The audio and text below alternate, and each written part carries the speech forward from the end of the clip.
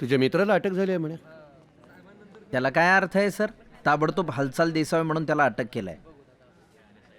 माझ्यावर आरोप करतोयस? तसं नाही सर. सुभाषचा काय संबंध आहे या प्रकरणाशी? खात्री आहे तुझी? हो. माझंही तसंच मत आहे. मोठ्या धडाडीचं पोरग आहे ते. नाही, या मुकेश गिडवाणीच्या खुनाचा खात्याला फार त्रास होणार बघ, ताप होणार.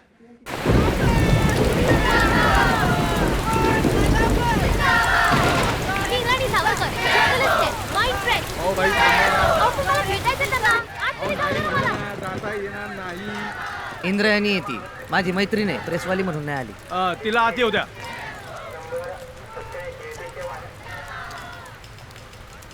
तूच सापडलास यांना? काय काय कलम लावली आहेत? नाही, कुठलंही कलम लावलेलं नाही. सुरक्षेच्या कारणासाठी आतमध्ये घेतलंय मला. पोलीस त्यांचं कर्तव्य बजावतायत. Really they doing the job. एक मिनिट. विश्वास. हॅलो. हा विश्वास. He is cool. कामगार खवळलेत. नाही थांब, त्याच्याशीच बोल. साहेब फोन घेऊ का? परवानगी असेल तर. घ्या घ्या. हा विश्वास बोल.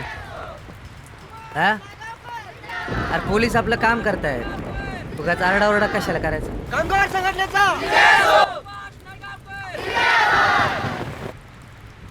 हा विश्वास. माझे कामगार माझे बंधू आहेत. ते माझ्या शब्दाबाहेर जाणार नाही. आणि हो, जर वेळ पडलीच तर ते माझ्या शब्दाबाहेर जाणार नाही. हा असं सांग तुझ्या नेते मंडळींना. त्याला आत तरी आणखीन किती वेळ ठेवणार साहेब? आणखीन आत ठेवला त्याला तर प्रकरण चिघळेल, कदाचित दंगलही होईल. काय अडूळच आहे. हो हो. त्यामुळे मला वाटतं जरा हे प्रकरण हलक्या हाताने हाताळायला हवं. नाही, हलक्या हातानं वगैरे कळतंय मला, पण माझं एवढंच म्हणणं आहे की एका सामान्य युनियन लीडरचे एवढे लाड कशासाठी? नाही, पण साहेब आता सामान्य राहिलेलं नाही ना तो. म्हणूनच म्हणतोय की प्रकरण अधिक पेटायला नको. बरं, त्याच्याविरुद्ध काही पुरावाही नाही. सुरक्षिततेचं कारण किती दिवस सांगणार आपण? ऐका साहेब, उगाच गोंधळ नको. निवडणुका आता केव्हाही जाहीर होतील तेव्हा जाता आता. म्हणजे नाही, पुढची टर्म तुम्हीच असणारच साहेब. ही टर्म संपता संपता हा गोंधळ नको असं म्हणायचं होतं मला. या ना, या. एक दिवस श्रमिकच भांडवलदारांना गोळ्या घालणार. सुभाष नायगावकर. हे काय आहे सर? कोट आहे.